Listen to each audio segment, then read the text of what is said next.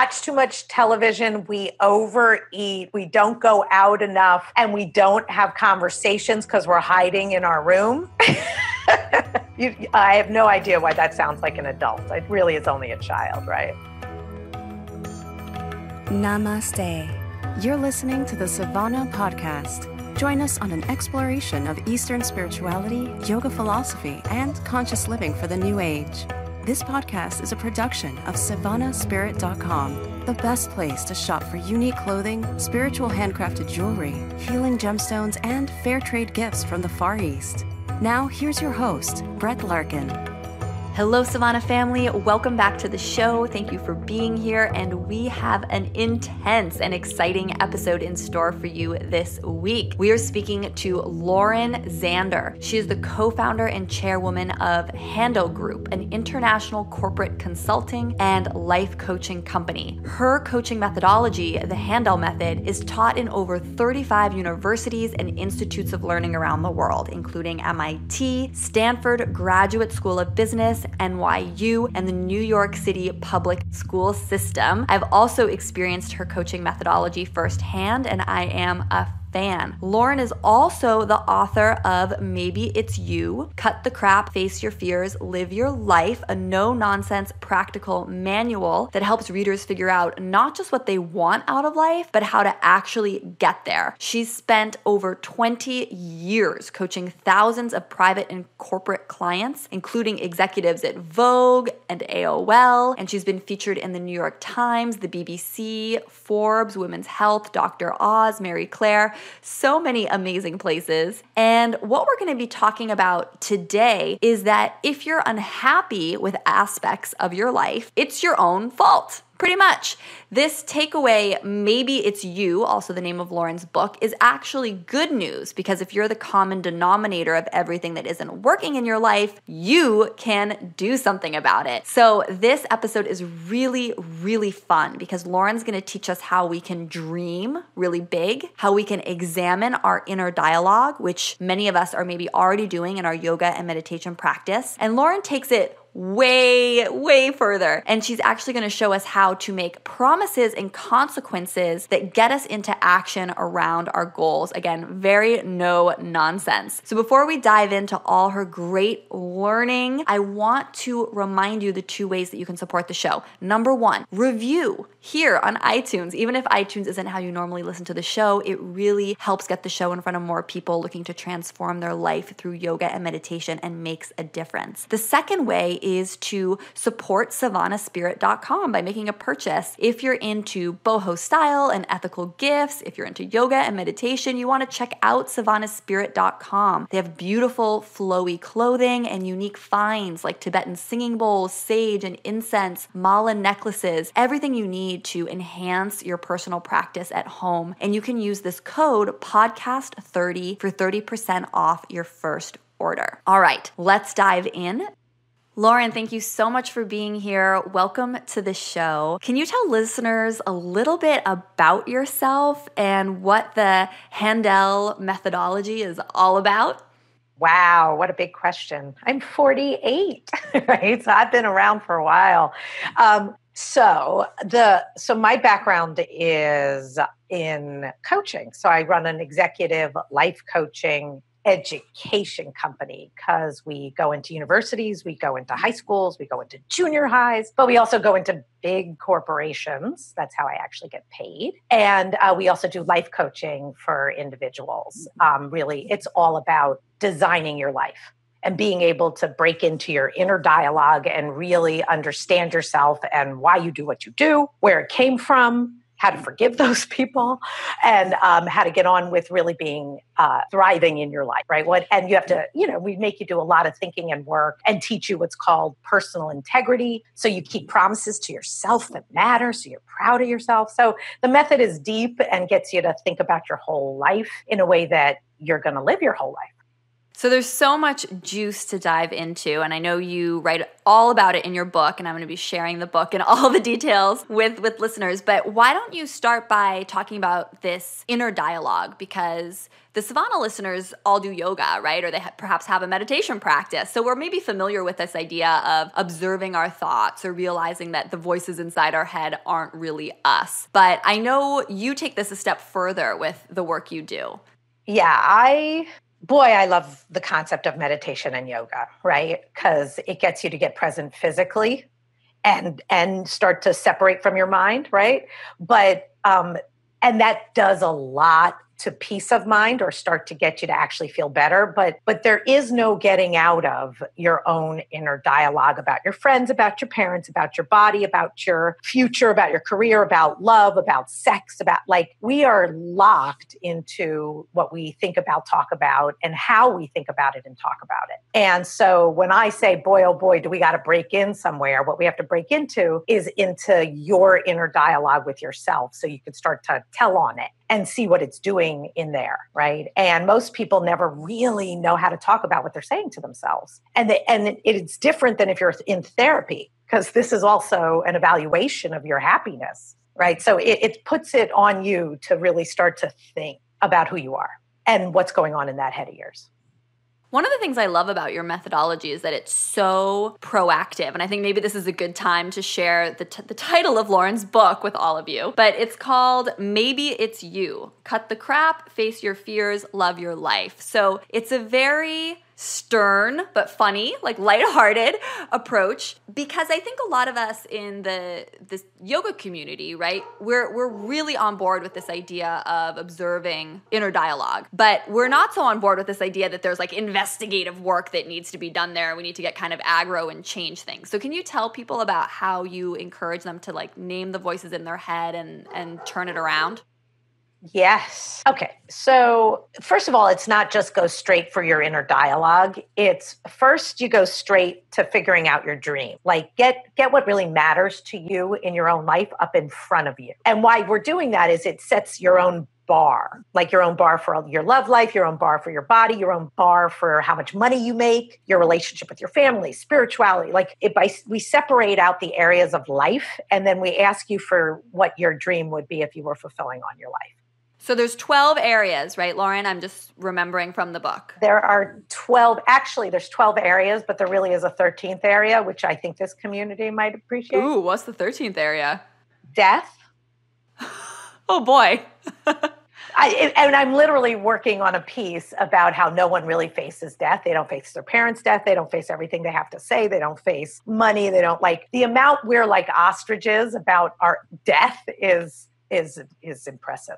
And I deal with it's awesome, actually. It's the wild frontier.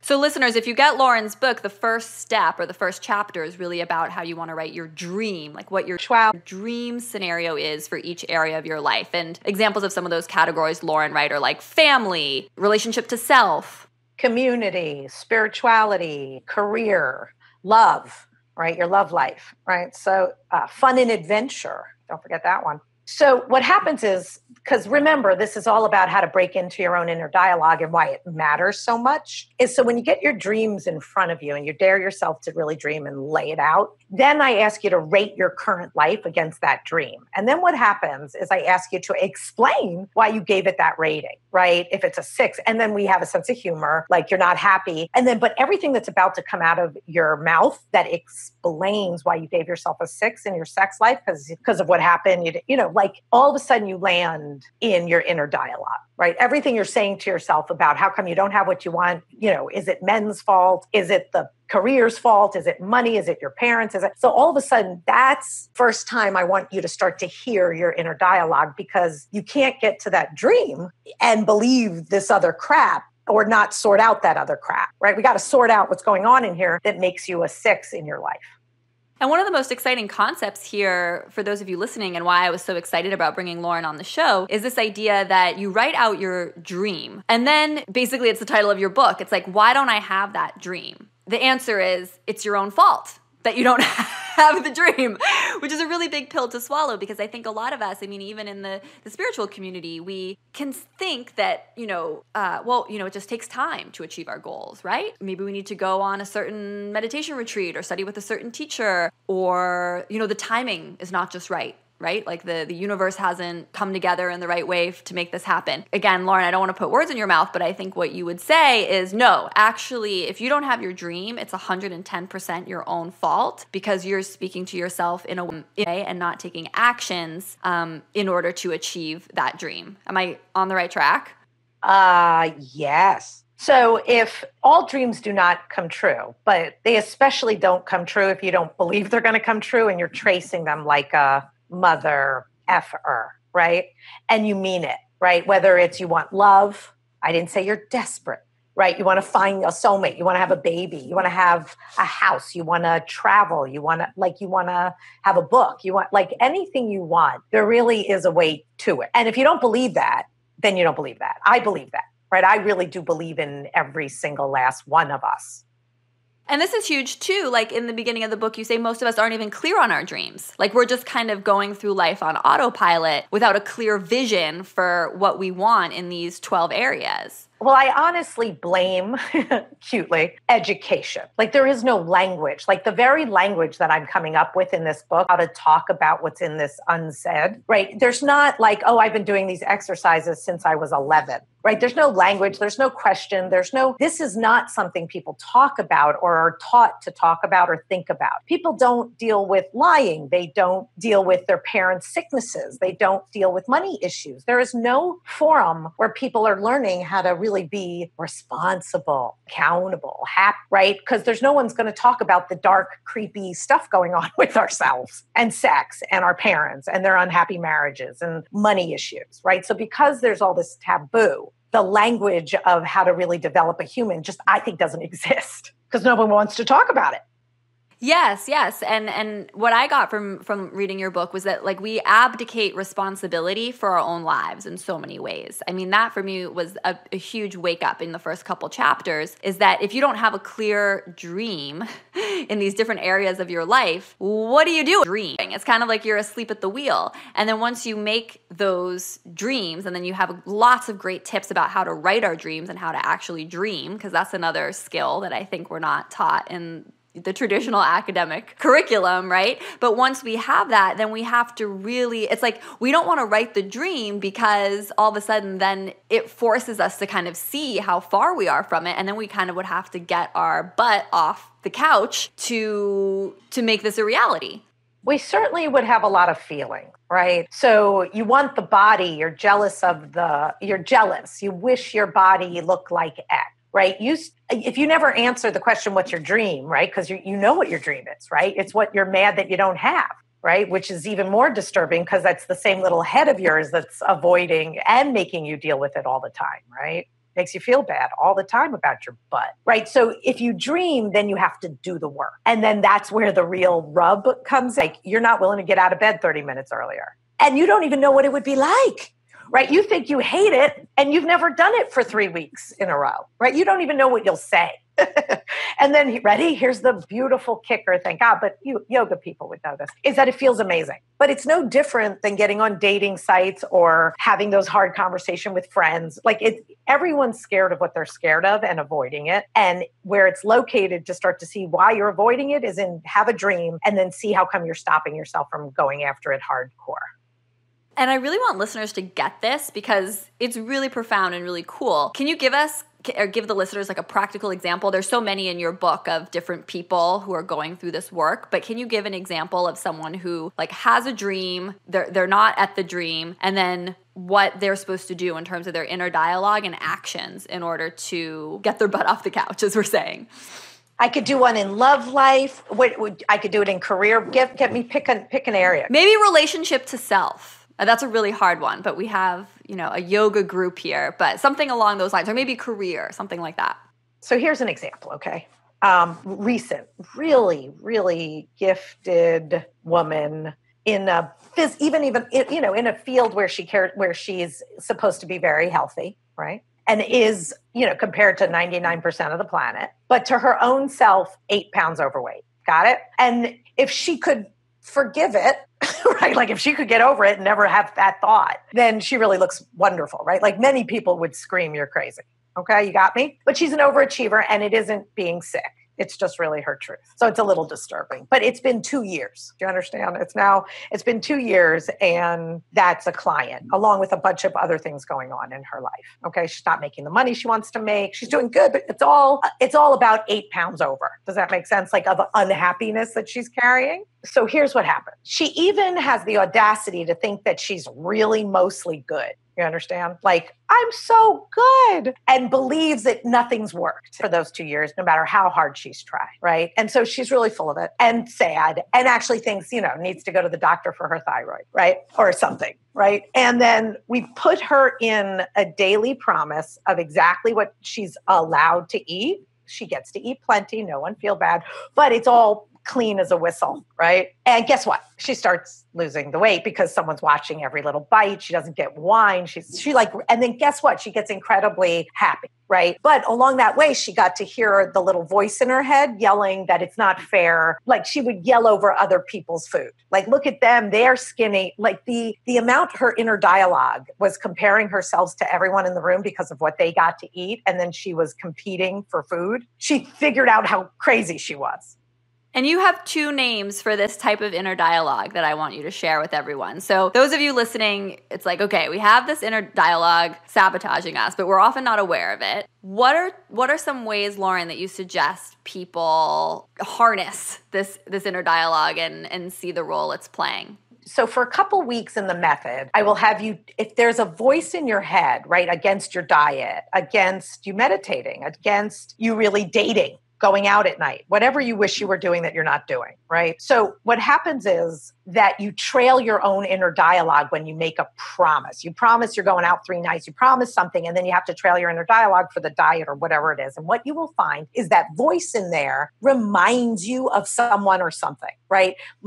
For example, I'm a worrier, right? So if you I can always come up with something to worry about. I have 3 children, I have a business. Oh my, can you hear it? Everybody hear it, right? So I have a nickname for what I do to that little voice in my head, and it's hysterical to me. It's called the doom fairy, right? Like and literally it like comes over me, like the fairy comes in and explains all the things that could go wrong. And I have to shut it down because it wants me to start worrying or making phone calls and I do not fall for the doom fairy, right? And by being able to nickname it and know what it is, and actually the doom fairy is a derivative of my mother, right? My mother is Marcia the doom fairy. So, but it is my own doom fairy. Marcia just gets credit for being the original source of fear, like I have. So then I put it in this little package and I can hear it, fight it, laugh at it, and get rid of it. And that's, I say there's the real war, fight the real war. It's inner peace. That's the real war in there with the doom fairy or your cookie monster.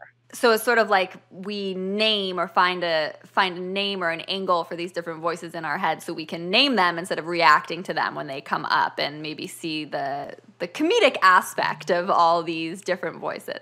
If anyone's ever been pregnant, right, or is ever going to be pregnant, I have never met a pregnant woman I have not needed to call her Mona, right? Like she gets very emotional. Like there's a nickname for when you're you're in pregnancy and you're Hermona. Like I had 3 of them. I turned into Hermona. I could not get unemotional about what was going on. And I swear it was Hermona, not me. Okay. Lauren does not get very sad about those things, but all of a sudden I'm Hermona. So it's starting to understand we have a voice and we have lots of different voices and we get possessed, right?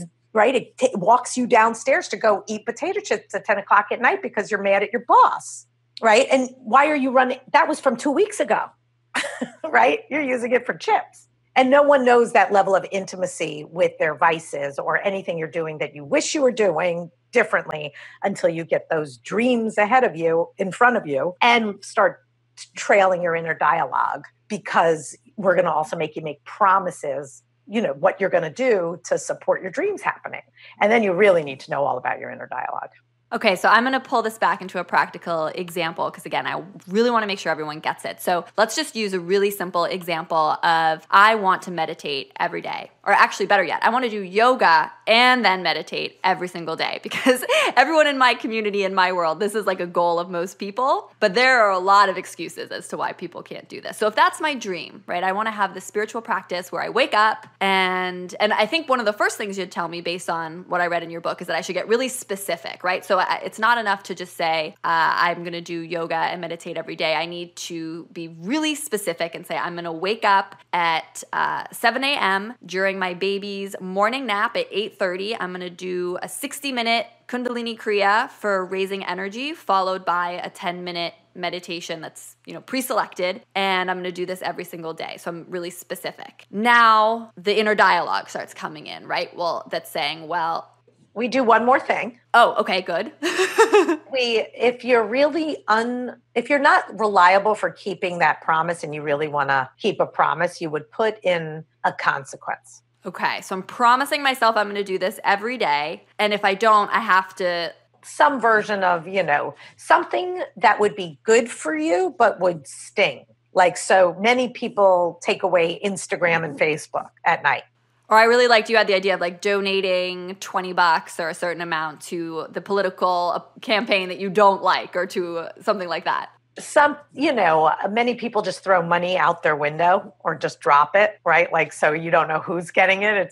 That's been a favorite of many people's. But it can't hurt you. It has to hurt, so you don't want to do it. So it's better if you come after a vice, right? If you have a glass of wine at night, if you like cream in your coffee, right? So you take away something that is would remind you that you want to keep that promise. Right. So if you like a piece of chocolate every night, you lose your chocolate, right? It's not going to hurt you to lose your chocolate, but it might remind you to do your meditation.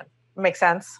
Okay. So you have a promise and a consequence. And what do you say to your clients, Lauren, who say, but this is being mean to yourself? We should be embracing self-love. It's not hurtful, right? If I don't get to watch one of my Netflix shows that I'm watching and binging on, or I'm doing at night because I didn't have sex like I promised I wanted to, and then I lose my Netflix the next week, that's not really devastating. So I'm not, you're taking away a treat versus that isn't really even good for you. Okay. It's more like a vice. So for example, I really helped a woman who sold her show and ultimately to Hulu, okay? And she had never written anything before and I was her coach and we got that far. And if you go, how did she do it? I said she had to do 2 hours of writing a day and 1 hour of like schmoozing and meeting people and connecting a day, like seriously. And if she didn't keep that promise, she didn't get her glass of wine and everybody ready? Swedish fish, right? A pile of Swedish fish. She didn't get that at night. Do you think she was going to be okay with the rest of her life if she didn't get those things at night? Yes. She's fine. In the 5 years it took to get that to happen, she literally missed it maybe 6 times in the 5 years. She really likes Swedish fish. I mean, we all have a Swedish fish equivalent. I know I do. So she likes climbing into bed with her husband to watch TV with her pile of candy, not too much, and a glass of wine, right? And that's her dream come true. And it's hysterical what she would do if you even tried to touch that. And she would tackle her inner dialogue, her chicken, who was scared to just go for it. And many people it isn't that you can't figure out a plan to get that dream to happen. It's really the courage and the audacity and the willingness to push yourself. And you need a promise and a consequence because if you were already going to do it, you'd already done it. So Lauren, do some people say to you, like, this is like treating ourselves like children, like just like you would a little kid? It's like you have to, if you do this, then you get this. If you don't, you have to have a timeout. It's sort of like we're doing that with ourselves as adults. Are you kidding? You mean we watch too much television, we overeat, we don't go out enough, and we don't have conversations because we're hiding in our room? I have no idea why that sounds like an adult. It really is only a child, right? So we have to police ourselves is sort of what you're saying. We have to set up this structure. I think we're agreeing that people really haven't grown up. Yes. Like there's many places people to have deep conversations so they have a hot marriage, to have like some places people are good, some places people are scared to do the work. And when they're scared to do the work, they're hiding. When they're hiding in food, they're hiding in like they're hiding somewhere because they're not seeing to their dreams. Is that an adult? If an adult is someone who's chasing their dreams and knows what they want and how they want to live, I consider that an adult. So then we are agreeing to something about being childish. So we set up this structure for ourselves, right? So let's come back. Now I really sound mean, right? No, it's okay. I think this is what's really interesting about what you're sharing with the world is that we need some tough love, right? Like we need to, I don't want to say be hard on ourselves, but we need to create this structure. So I'm going to get up, right? Every morning I have my promise. I'm going to do this meditation and this yoga. And then to tie it back for the listeners, because I want to make sure they get it, like to what we were talking about before, the alarm's going to go off, or I'm going to put the baby down for the nap, and the excuses are going to come in, right? The dishes are really dirty. Like this weekend was a long weekend, so I really need to spend some extra time cleaning the house. Or my cleaning lady's here, and she's going to hear me chanting if I do the class, and that would be really embarrassing, so I'm just not going to do it, right? Like all of a sudden these excuses start coming up for why I can't keep my promise. And that's the inner dialogue that you were talking about at the beginning, right? That we need to get that really focused on and kind of name those different voices. Is that right? If you can't identify, because if you hear that little voice that we're talking about is getting you to not do an action you wish you would do. It's literally not having you take the right action, right? It's saying something. It's scared of sounding funny to the, person instead of that chanting is good for everyone to hear, right? So that's breaking into the inner dialogue. You have to hear how you don't keep that. You have to face those thoughts because they're having way too much power over you. And then if I don't do it, there's a very clear consequence. And something that's interesting that I love about your work is that the consequence isn't just kind of... It's not just there to keep you on track, but it's also there to help you not feel guilty. Can you talk more about that? Right? It's like instead of beating yourself up, you're just going to like not have your chocolate that night. Let's just, for this example, like my dark chocolate that I have after dinner, like a little cube, no more if I miss the yoga and the meditation. Yes. So what happens is we feel terrible. We feel terrible about ourselves. We guilt ourselves. It didn't get us to do the meditation. It's just there's a guilting, like there's a penalty and it's an emotional penalty. And so what we do when I put in a consequence is that on purpose, there really is, you broke a promise, now pay the bill, and you don't have to feel bad, right? You don't have to be guilty. You made a choice, right? So I'm not eating the chocolate. I didn't meditate today. I'm not going to eat the chocolate. Got it. That's my deal I made. And you made a deal. So it leaves you way more conscious to making a choice about blowing it off and taking the hit versus you poor thing, what's wrong with you? You must not really care about this. Like, woe is me. I'm a terrible meditator. I can't do anything right. I can't commit to anything. The idea is like we nip that in the bud and you just pay the piper and hopefully get out of that like negative thought loop. Well, it's just, that's probably you being a martyr, right? Like, oh, I do everything for everybody else first, and I never get to take care of myself.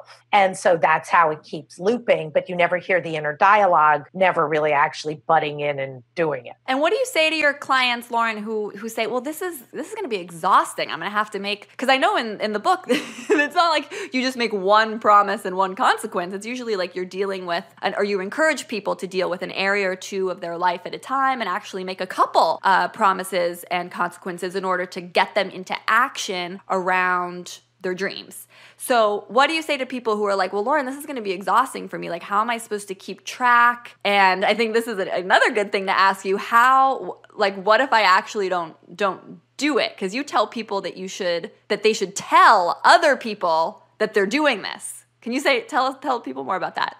So this is definitely a method for achievement and happiness through not like having dreams. Fun and adventure, love, sex, like dreams in all areas of your life. So it's not like just like it's your dream of your whole life and really bringing consciousness to it all. And then facing what it's going to take to do it, right? Like actually have that life. And that's when I say a person into really achieving, that's the type of person who would want to do this, right? And not everybody wants, no one has to do this, right? But this is, if you have big dreams and you want to make something happen, or something's not happening and you're devastated by it, you might want to get into my work. And just to put this into context for people, this could be a dream, like in my relationship to self-dream. It's like I am a very spiritual person. I have a deep connection with universal intelligence. I wake up every morning and do my yoga and meditation, and then, pull an oracle card, do some journaling, and, this is how I'm in touch and in flow. Like that could be the dream. Anything. And then what you're talking about is like achievement to achieve that dream. So, because I think sometimes people think like achievement and they're like, oh, it has to do with like money or career or whatever. But that's not true. It's like anything that's the dream can work on this. So the dream for people who are listening can be around your yoga and meditation practice. It could be around your spiritual practice. It could be around your relationship to self. Well, you go 12 areas of life and money doesn't get to show up anywhere except the money section, and career maybe. But spirit, like that's why I separate everything so that it really gets a person to have a full life, not just career and marriage. Because there's a lot more to being happy than just those two things. And, those two things are connected to everything else. So so when you start to trail your inner dialogue, make promises, that's when you can really hear it. And you're just chasing what you want in your life. Even if it's a trip to Japan, like, oh, I'd have to save this money. I'd have to do this. I'd have to maybe find someone who already lives there. I could work there, right? Like there's no end to figuring out how to dream if you're willing to put the actions in and have a relationship to yourself that really develops the skills to keep your promises. Right. And then I'm sorry, Lauren, because I sidetracked you. But what I was saying was like, how do we make sure we keep the promise and the consequence? So you can't do it in a vacuum alone with yourself. You won't. As a matter of fact, that's how good you're doing right now, right? So what you do is you make a promise and you tell someone about it and they know to ask you. They're the type of person that would. And you deal with your own integrity like you owe someone $10. Right? You would pay them. They would go, hey, where's my money? Or you would bring it. So it's a promise to someone that knows you're keeping that promise and that you pay your consequence versus that you'll, no one's your witness. You need a witness and an accountability buddy. And usually, just so you know, that other person could stand to keep a promise to somewhere that they're not, right? Could you imagine if everybody said, what promises could you be making that would make you much happier in your life? That if you actually kept them, right, your life would feel better. Everybody has a list of those. Everybody, right? And no one's holding each other's promises. There's some parent-child business going on. But friends to each other, there is like, a frontier not used yet. And one of the things I loved in your book is that you said to let people know, share with someone in like an accountability buddy or even a spouse or someone who can hold you accountable to these promises and consequences, but to also read aloud your dreams to the people who are close to you in your life. And I mean, that just feels so frightening, but I can totally understand why it makes the dream more real once you admit it out loud. And then you have people who know it exists, so are holding you accountable as well. And I also do think that if they're real people who love you, you should get over whatever awkwardness there exists in the land of telling each other's dream. Like if you start talking about yours, guess what happened? They have to talk about theirs. Amazing. Thursday, everyone, we're continuing with Lauren. We're going to talk about difficult conversations. We're going to talk about personal integrity and lying. Lauren has a lot of juicy tips to share about this, specifically how we're kind of all liars. And she's going to explain what she means by that in Thursday's episode. So make sure you stay tuned and join us on Thursday. So much love from my heart to yours. Namaste. You've been listening to the Sivana podcast. To find out more about Sivana, go to SivanaSpirit.com or follow Sivana on Facebook at Facebook.com/Sivana Spirit. For daily inspiration, check out our blog at SivanaEast.com. Be sure to join us next week for a new episode. And thank you for listening to the Sivana podcast. So if you think about how to get something into the past, you can easily talk about something that's in the past. You could talk about high school, you could talk about dating. Like it's harder to, so being able to talk about something, especially something embarrassing or that you think you're scared of, it actually is the quickest way to get through it. The more you can talk about it, the less it scares you, the less it's real, the more it's like hiding it and being scared to talk about something in and of itself is a way to keep it scary. Okay. So if even a person should talk about their claustrophobia, not to scare people, but to say, I'm really working on it. I've had this claustrophobia. You know what my head says to me, right? You start confessing it and it gets silly because you're starting to change the alchemy of it versus that it's just happening alone in your own head. Namaste. You're listening to the Sivana podcast. Join us on an exploration of Eastern spirituality, yoga philosophy, and conscious living for the new age. This podcast is a production of SivanaSpirit.com, the best place to shop for unique clothing, spiritual handcrafted jewelry, healing gemstones, and fair trade gifts from the Far East. Now, here's your host, Brett Larkin. Sivana family, welcome back to the conversation with Lauren Zander. If you missed the first half of our discussion in Tuesday's episode, you definitely want to go listen to that. It sets a great foundation for her coaching methodology. And we're going deeper in today's episode. We're going to talk about personal integrity, difficult conversations, and lying. So when we left off with Lauren, we were talking about how it can be really powerful to speak your dreams out loud or your promises and consequences out loud to a family member or friend or accountability buddy. And Lauren was saying how that if you feel a little awkward about sharing what your dreams are with someone, it usually means that there's something in the relationship there that's ripe for transformation. Can you share more about that, Lauren? You know, one of the things I had said was that there really isn't this language of people being allowed to talk about their dreams, about what they're really, it isn't that you can't. It's that it's not a natural thing in everybody's conversation. And so another thing I would like to, set fire, like everybody go this way, right? Because it would be a great thing to start happening is people start sharing their dreams, because the minute you share your dream, the other person should share theirs. And it starts to be something really what's going on. So you really want that. What's your greatest dream about love? What's your greatest dream for yourself in the next 3 years in your career, your body, right? So all of these things, let me tell you mine, right? And please hold me to it, right? That language, right? If it existed in friends all the time, would be really great. And I promise I've been out scouting about this for 20 years and it's not there. Right, because so often the people closest to us, our friends and our family, are very invested in keeping us the way we are, potentially, because that's what they're comfortable with. The whole thing has a historic something makes sense to it all. And the book, and starting to dream is just the right disruptor to get you to change the narrative for yourself in your own life and with others for, the love of life, right? So you love your life, right? Because there's a lot of reasons people don't love their lives, and they all stem back to how you're doing yourself. So if you missed Tuesday's episode, we're talking about creating a dream in 12 areas of our life that we write down the dream. And we're seeing where our current reality stacks up to the dream. Like once we write, if we could have anything in the area of money or self-development or relationships and family, that kind of thing. And then in order to get the dream and get ourselves into action around what we really want, Lauren is saying we create these promises and consequences. So I use the example in Tuesday's episode of, I want to, part of my dream is that I wake up and I do yoga and meditation every morning. If I miss a morning, like I don't do my yoga and meditation, I have to give something up. I have to have a consequence for not doing what I said I would do. And in this fictional scenario, I'm going to give up dark chocolate that evening. Like I like to have dark chocolate every night after I eat, and no chocolate if I miss the morning yoga and meditation. And this ties into a concept that I really love about Lauren's work, which is personal integrity, and how a lot of us think we're in integrity. We think we're pretty good people. We wouldn't call ourselves a liar, but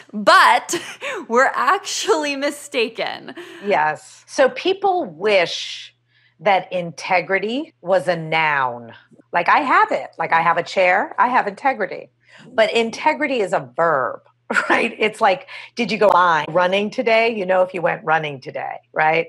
Did you have integrity today is, did your actions align with what you wanted to get done today? Did your actions align with your dreams? Yeah.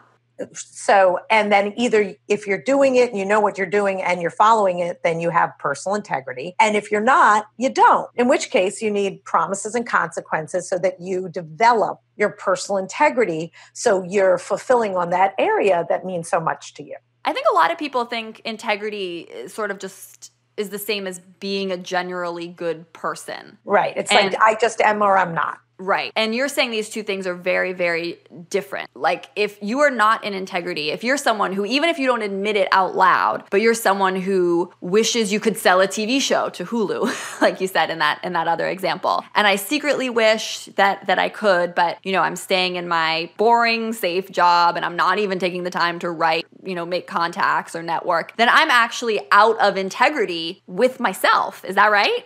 Yes. And trust me, that person is blaming life, is blaming, their body being too tired. They don't have the right script writing software yet on their computer. Right. The husband's fault. It really is explained away, not someone being truly accountable for making something happen. Right. And so we get hired to help people make things happen. Right. And make your dreams happen. Right. And obviously, if you haven't gotten the point, you will be doing a whole lot of work to make those dreams happen because you're what's between you and the dreams. That's good news and very bad news. Good news, you could do something about it. Bad news, if you're not doing it, you're not doing something about it. So where does lying come into play in this whole equation? Wow. So from the earliest age, in order to get love, we had to say the right answer. Right? Like, did you take that cookie? No. Right?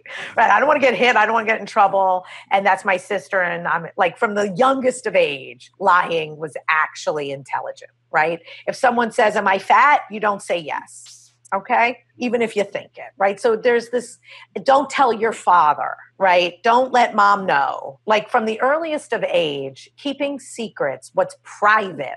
What happened to me, I don't want you to be upset about. If you knew that, you'd be upset if I got mad at you and told you the truth. So all of a sudden, there's all these politics in our friendships, with authority, with our parents, with our siblings, within ourselves. And we compartmentalize and aren't honest. Because we're people pleasers, we're managing appearances, we don't want our boyfriend to know that we really were flirting with that other guy. Like the world of, what we're showing people and behind the scenes is a mess, right? So there's a missing integration of who you really are with what you pretend to be in the world.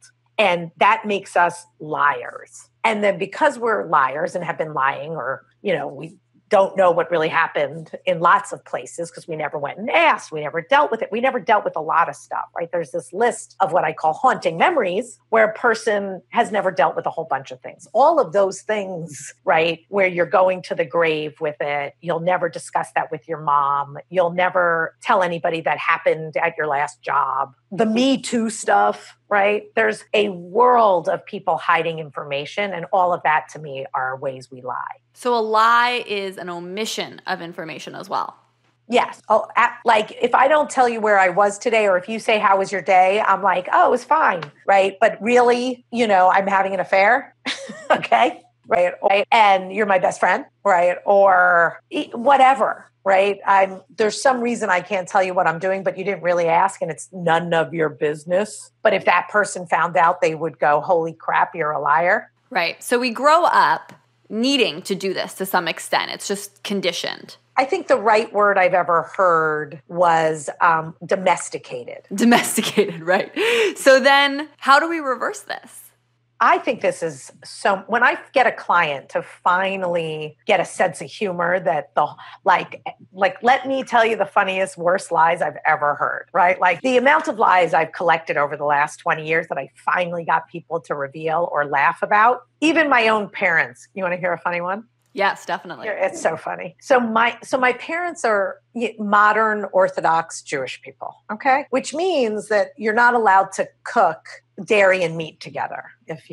Anyway, so my mother's been cooking for my father for a very long time. And so we were having a Friday night dinner where we're all just sharing one conversation. And it was like, tell any secret you're willing to give up that you were going to the grave with, that no one here knows. And my mother looks at my father and says, I've been cooking with butter for the last 50 years.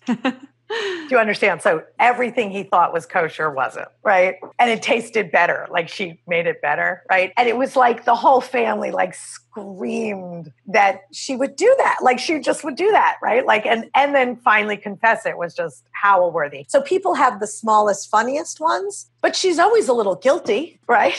She's like, if you ask her now how much better she feels since she told Joel, she says, oh, it's hysterical now. They laugh at it. And she asked if she could make it her way, right? So it's like a comedy now, right? My dad never really cared that way. And in your book, what I remember is that you're saying that when we lie, even if it's just these little things, it's really hurting us because it's making our inner landscape more complicated. It does two things. One, there's something about trusting yourself or whatever you're really doing or thinking or saying is wrong or worth hiding. It starts to create a reality to why ever you think you can't tell that person something, they'll be mean to me, they won't get it. It validates that point of view, turns them into the big bad wolf and you into, a victim, right? Because we don't tell the truth, we don't live on the court. Right? We don't live in that moment with that relationship. We start to invent our own fears, things we think they're going to say or do. But like we get into deep speculation. If you ever go to a restaurant, just walk around and listen to people speculating all the things they think that are going on with other people because they will not go direct because they're lying themselves, right? It's awesome. It's an epidemic. Can you give a practical example of this? Well, you gave an example with your family, but maybe you have a secret that you've been keeping from your mom or dad forever, right? And you've grown up and you're living your life and it doesn't seem like it's affecting you. But based on what I remembered from your methodology, it's like that is affecting you and you're having to keep two different realities in your head at once. Like the one where your parent knows about this thing and the one where they don't. And even if it's subtle, even if it's from a million years ago, you need to clear the air and have a difficult conversation with that person, or in this case, your parent. Perfect example is the many girls who are women, when I meet them, who are sad in their love life or somewhere, right? Like and they had an abortion, right? And they've only told two people and they're still guilty about it. Right. And the shame they took on, right, was because of what they thought their parent would say or what, all the people they wouldn't tell would say. So when you stay in your head and you don't tell the truth and people don't get to really know you, they become puppets, like a puppet show that you're playing and you're in a particular role with all of them. And the most interesting thing is when you're in a sad role. Right. And you don't figure out that telling the truth and really just being whoever you actually are and what you ever were through is such a better life experience, right? You're hiding the real you, like from who? The person that loves you, right? Because you won't have the fight. You won't tell them the truth. And then there's always this special switch you can flip, which is 9 out of 10 times this person that we're talking about, you don't know those answers. Then like you both don't know each other that well. Right. So what you're not sharing, they're not sharing either. So there's really an opportunity for growth and transformation in the relationship if you are brave enough to get honest, because it'll inspire honesty in them. Completely. Like vulnerability is the only way to have a deep relationship. And vulnerability means you can't posture only to, look good or not share what's kind of in your head, in your heart, creepy, like what's really going on, right? Because the amount you're managing, like, well, I can't say this because, or, well, if I say it this way, will they think this, right? Like everything is but the truth, right? If you're doing a whole dance, it's because you can't go, I really got hurt yesterday and I made up in my head that if you really liked me, this or this or this would happen. You didn't do any of those things. So I'm really a little bit at a loss and then even kind of mad at you. But then again, I didn't ask you what happened. So why don't you help me out and tell me what happened? What do you say to clients when they're saying, well, if I shared this with parent, family member, whoever, it would really hurt their feelings. It would really make them feel bad. I'm protecting them by not being radically honest. Yes, that is the number one reason to lie, is they can't handle the truth, right? Just like the American public, just like everybody. Everybody can't handle the truth, right? That's the best liar's defense. So you'd call that an excuse, right? Like what we talked about on Tuesday? It's the most brilliant one of all because it defends not having an honest relationship. It makes it a virtue, right? It's virtuous of me to lie and hide information out of love, because then you could really talk to me, judge me, have an opinion, and actually be in my real life. It's such a hypocrisy. In the name of love, I lie, right? So you just call complete BS on that one. So I like that. That's good. And then the other part of this that I want to make sure we touch on is that I think you say that in keeping lies, like in keeping some of these stories or these things hidden, it's actually really hurting us because, and I've had this experience myself which is when you start sharing something and talking about it, something that kind of scared you, it loses its power, right? Instead of, it doesn't own you anymore. Can you talk more about that? So if you think about how to get something into the past, you can easily talk about something that's in the past. You could talk about high school, you could talk about dating. Like it's harder so being able to talk about something, especially something embarrassing or that you think you're scared of, it actually is the quickest way to get through it.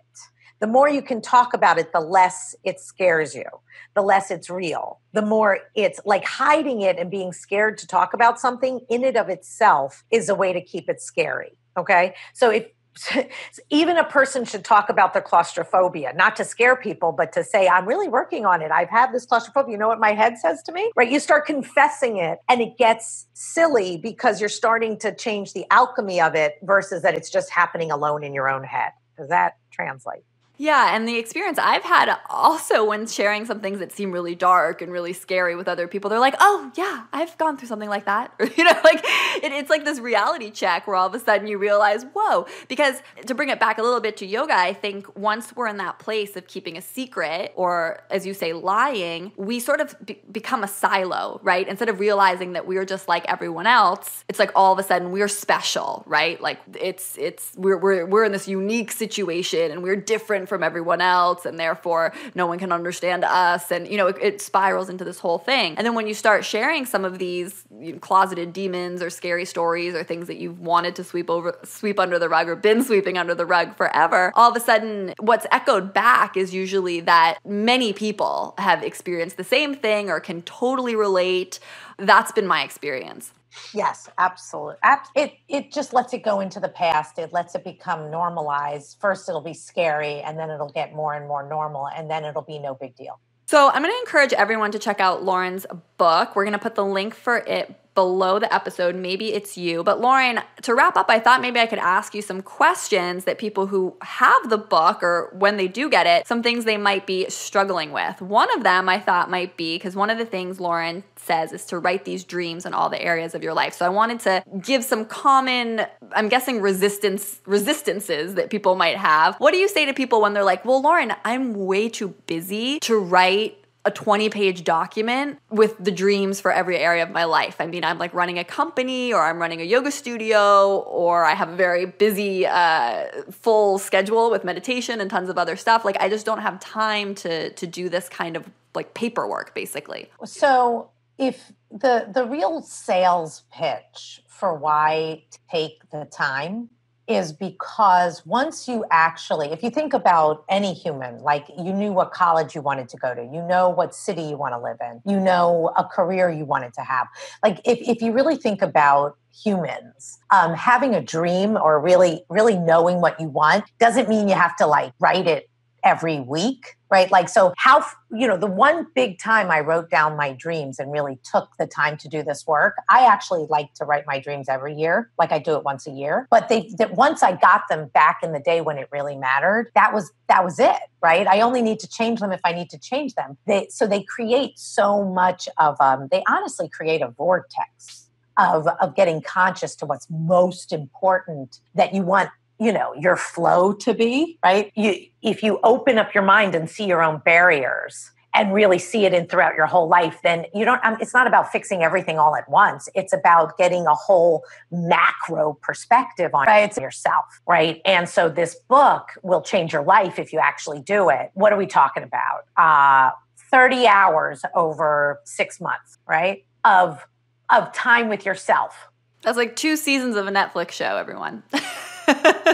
Right? It's embarrassing. It's not that much time.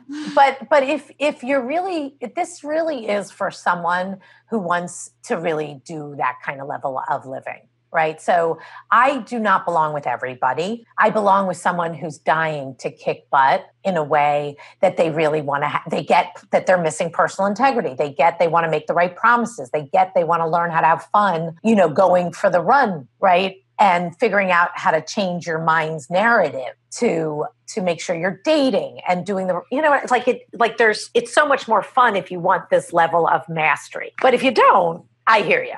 Right? And I would definitely encourage people, because it is amazing. I mean, doing Lauren's work even on myself, and I was familiar with her work before her book even came out, but it's so easy to think that you're in integrity, and then when you really hold up a microscope, you're not. That's definitely been my experience. Another question that I think people might have, especially because the title of the book, maybe it's you, right? What do you say to your clients who say, Lauren, I'm doing all this work, but, say the problem is like my marriage or something like that. Like my husband's not doing it. Why? I mean, doesn't it take 2 to tango? Why is it really always the answer? Maybe it's me if I'm in a relationship or that kind of thing. Like if I'm the only one in my family doing this, is it worth it? The marriage one is tricky, right? Like that's a good point. You can be very happy by taking on yourself. But if you can't, what you want from your marriage, if you're then the leader of it, he's not doing any work, but you're like, I want a date night. I want us to talk about sex. I want your husband to have more sex. I want you to keep meeting these promises, right? He doesn't need to change in order for you to have a great life with your husband. Right. So this is your own happiness. This is your own integrity. These are your dreams. Right. And then if you can't get him to care about having sex with you twice a week, then we're having a different problem, not because he's not doing the book. Right. And one thing that I love that I think I saw in the book, or maybe I'm remembering it, but that this idea that in doing this work, you're actually stepping into the role of the leader and healer of your family. You're taking that on. It will become very evident as you go through the method, because you do a lot of, you do a lot of epigenetics. You start to study that your behaviors, whether you know it or not, are very deeply influenced from your parents. And even the issues they've been through, whether you know them or not, you're in the middle of reliving aspects of them, right? There's a compulsion in you that has so much to do with your parents' issues and where they came from and their families. Like there's a history to humans and lineage. And it's beautiful to know yours and understand your personality because of that. But if you haven't sat down and really done the, tic-tac-toe and connect the, pin the tail on the donkey of yourself, like that's a lot of thinking that will change your life. Yeah, you've got to do the work. Okay, big question. Very popular in the yoga and meditation world is this idea of self-love, right? Self-acceptance, being okay with what is. In fact, many meditation lineages, that's something they focus on, just like being in the now, accepting things the way they are. How does this jive with your methodology? Being present and being able to be with how everything has integrity, right? Like there is no question that all there is this moment, right? And what I don't address that, though I will, right? What I address is what is your life for? What is your what is your life for? What do you want your life to be for? Sit down and do some deep thinking about how to fulfill on your life and start to be in a much higher dream for yourself than where you are right now, unless you're really happy right now, right? And so it's not about presence, right? It's about a vision.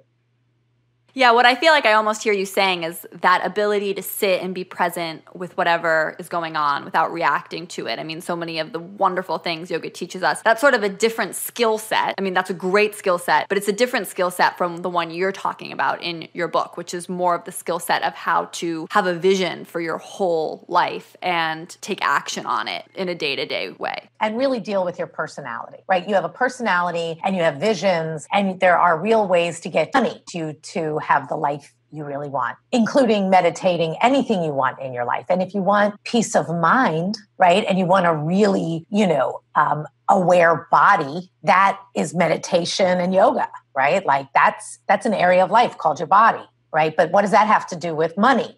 What does that have to do with career? What does that have to do with your family, right? You have to design those. You have to know what you want in those. You even have to know what you want in your body, right? So that you can conduct and direct and enjoy. Another idea that I think is prominent in the yoga and meditation community is this idea of selflessness, right? So what do you say to people who like maybe they secretly have this like big money dream, but they kind of feel guilty about it? Like that they don't deserve it, or that like who are they to want to, make a ton of money and live in this mansion and have all these fancy dreams, and they're maybe experiencing guilt or shame. Chasing your dreams is hard enough. Chasing your dreams is hard enough, right? And if it's what you really want, then I don't care if your dream is to be a golfer, a mother, running the biggest company in the world, running the ASPCA, right? Like I think every single one of those matters in whatever way. I want every individual to have their dream, but you have to dream and you have to believe in yourself. And if what's true for you is a style of wealth, your life is short. Like go get it, right? I'm not managing, that there's a difference between government and taxes and the way the world's running. But if making money is something, or living in that lifestyle, why can't you have whatever you want? You have to do the work. It's plenty. It's a fair deal. Maybe someone who's having those thoughts are actually an excuse for them not taking action, potentially. And then let's just be clear that if, one of the things I love is the more I do my work in the world, which is the more money I'll make, the more the world dreamed, the more the world had integrity, the more the world, like it was a better place because I made money. So there really is this beautiful trifecta of that what you're doing is good for the world and rocks the bank. Because the rocking the bank means it got incredibly popular. So the good guys better care about making money, right? Because we really need that to win, right? Yoga teachers making $60 million. Come on. That'd be a better world. Well, I definitely agree with you there. Rather than a baseball player, everyone comes to do meditation and they're buying the ticket, right? So don't make money the evil. Make what we get entertained by the problem. Right. And if someone is experiencing guilt and shame around a certain dream, whether it's money or something else, it's like maybe they're using that as an excuse to not go after what they really want. Because what I really took away, especially from the beginning of your book, was that like we're desperate to all stay inactive. Like we're desperate to all maintain the status quo. Like we all just want to keep making excuses so we can just keep living life as it exists right now instead of going after what we really want, which is very counterintuitive because people might say, well, no, I really am. I'm going after what I really want, or like I kind of want this. But when you, again, hold it up to a microscope, actually all the things we tell ourselves, all the things we're thinking are just all ammunition for keeping things the same. Yeah. And I would also say that people go, I have a sleep issue, right? They think they have a sleep issue, but then they don't realize all their behaviors at night. Right? They have 3 glasses of wine. They're watching whatever it's called now, Netflix, and they're up all night. They don't go to bed. They eat sugar, right? Like people go, I have a sleep issue, but they don't go, I have an eating issue and a drinking issue that gave me my sleep issue, right? And I'm mad at and I'm not dating anybody right now. So I'm pretty disappointed in myself. Does that make sense? And so what happens when you go into the method is you start to connect all these dots that you're not connecting by separating your life out and starting to see what you really have to do to be happy. Before we let you go, are there any common pitfalls that you see people make when they're working with your methodology, whether in person with you or in the book, that you want to give our listeners a heads up about? You really need a fun buddy. Like you need someone who will hold you to your promises, especially when you're like, this isn't working, right? I'm not paying anymore. get me out of here. Or you miss you actually pay the consequence 2 to 3 times, but it doesn't stop you from doing it. And so you have to pick a harsher one. One of my favorite ones was getting someone to go to an open mic, right? And just read any poem. 2 minutes. I don't care. 2 minutes. Get up there. Go read, right? Or if you don't keep your exercise promise. Do you understand? And they made it in front of more than one person so they couldn't blow it off. And then they stayed in the deal, right? And it changed their life. So just a great area consequence where people know in an area where you're a coward is brilliant. It works. Yeah, I think as someone who's worked with your methodology before, I think that's one of the places that I could have done better. Is like you really need the consequence to be perfect for you and your situation. And it can take some time to come up with the right one. And boy, once you find it, it's got you by the balls. It works every time. Lauren, I love it. Is there any last things you'd want to share with listeners? Any wisdom, knowing that they're all out there and most likely, doing yoga and meditating as well? Nothing. I think you'll love it, right? Because you already believe in discipline. You already understand that the mind is critical. And learning how to manage it is what you're doing in yoga along with your body. So I think that when you take dreaming into account and you sit down and you actually do this work, you'll be so proud of yourself, of your self-awareness when you're off the mat. So you think is very complementary to a yoga and meditation practice? I mean, Elena Brower and I never get over how much fun our work is together, because of what she understands and because of what I understand. And they're just beautiful together. Also, Emily Fletcher, who teaches meditation, right? She goes, gosh, Lauren, I'm hardware, right? Like I'm teaching people to clean their hardware and you're teaching people all about their software. I love it. I love it. So I think that, sandwiched between those two girls, I'm like the hard stuff that nobody wants to deal with. Sorry, it's the lying, it's the integrity, it's the real stuff that makes life change. Well, Lauren, tell the listeners how they can stay connected with you and find you online. Obviously, Lauren's book is newly out, so I'm going to make sure to link that below. Maybe it's you, but how else can they keep in touch, Lauren? We have a newsletter. Newsletter, and then we have courses, and we have, lots of things. We have a thing called Inner You. So if you'd rather listen to coaching sessions, right? I literally took 3 years to record 10 sessions, figured out my perfect 10 sessions. And we have a whole digital course with it where you get all the homework and it lays it out. So if you don't want to read a book, you would do Inner You. And you have in-person events, too, that people can come to if they're feeling like they don't want to do this at home alone. Is that right? We have only 20 people, maybe 30, but nothing more than that in a weekend course that'll happen once a quarter in LA and in New York and probably still in Boston. But that, there's lots, we've been around for a long time. I've been around for 20 years. We've been almost, maybe 10, 15 in there. So we have a lot of programs available and old things if you want to read up on everything we've ever done or anything you want. There's so much available. Wonderful. Well, the Handel Group website is the big resource to find all of those things, so I'll make sure to link that below. Lauren, thank you so much for coming on the show. Sivana listeners, let me know what you thought of this week's guest and these episodes. Do you feel inspired, intimidated? I would love to hear from you in our private Facebook group. And as you know, the biggest thing you can do to support the podcast is to leave a rating or review here on iTunes. Even if iTunes isn't how you normally listen to the show, I really want to make this podcast everything you want it to be. So much love from Lauren and myself. Our hearts to yours. Namaste. You've been listening to the Sivana podcast. To find out more about Sivana, go to SivanaSpirit.com or follow Sivana on Facebook at Facebook.com/Sivana Spirit. For daily inspiration, check out our blog at SivanaEast.com. Be sure to join us next week for a new episode. And thank you for listening to the Sivana podcast.